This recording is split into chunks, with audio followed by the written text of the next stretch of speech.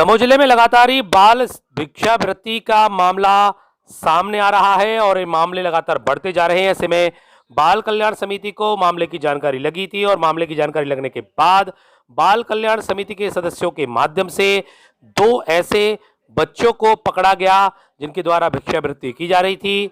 इनको पकड़ने के बाद उनके परिजनों को समझाइश दी गई, साथ ही इस मामले को लेकर के उन्हें क्या कुछ बताया गया, बाल कल्याण समिति के सदस्यों के द्वारा क्या कुछ कार्रवाई की गई। बाल कल्याण समिति के अध्यक्ष ने इस मामले पर विस्तार से जानकारी दी।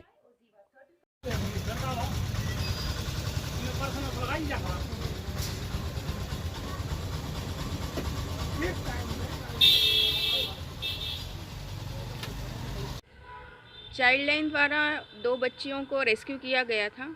उसके पश्चात उनको बाल कल्याण समिति के समक्ष प्रस्तुत किया गया था और बाल कल्याण समिति ने उनका संज्ञान लिया, उनके माता पिता से जानकारी प्राप्त की और इसमें एक बात समझ में आई कि ये बालिका जो है शिवाजी स्कूल में अध्ययनरत है।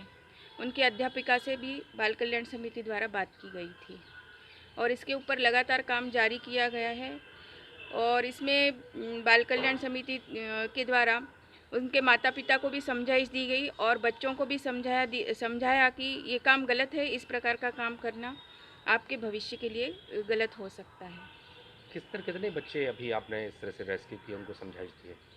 अभी तक हमारे सामने 5 से 6 बच्चे आए हुए हैं और हमने उनको समझाइश दी और उनके माता पिता को भी समझाइश दी है और अगर पुनः ऐसे इस प्रकार के बच्चे उनके पाए जाते हैं भिक्षावृत्ति में तो उनके माता पिता के विरुद्ध कार्रवाई की जाएगी, कानूनी कार्रवाई की जाएगी। क्या प्रावधान है इस तरह से जो भिक्षावृत्ति करवाते हैं बच्चों से या मजबूरी में कराते, तो क्या आपके में उसमें कानून है?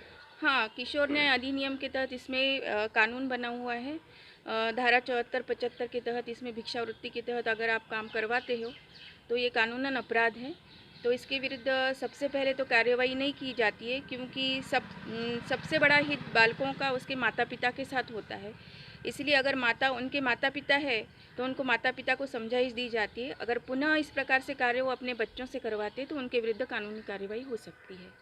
लगातार बहुत सारे बच्चे हैं जो यहाँ पर भिक्षावृत्ति में लिप्त हैं दमोह में। हाँ, ये काम यहाँ पे बहुत सारा हो रहा है और मैं एक समाज को संदेश देना चाहती हूँ कि जो दमोह वासी है, दमोह वासी के अलावा दमोह जिले के लिए मैं ये क्योंकि जो बालिकाएं या बालक जो भिक्षा मांगते हैं ये भावी नागरिक है, दमोह जिले के भावी नागरिक है, तो उनके ऊपर विपरीत परिणाम पड़ रहा है और मुझे ये लगता है कि समाज इसको ज़्यादा ये कर रहा है क्योंकि अगर समाज उसमें भिक्षा नहीं देगा, कोई भी उनको भिक्षा नहीं डालेगा तो इस पे कहीं ना कहीं रोक लग सकती है।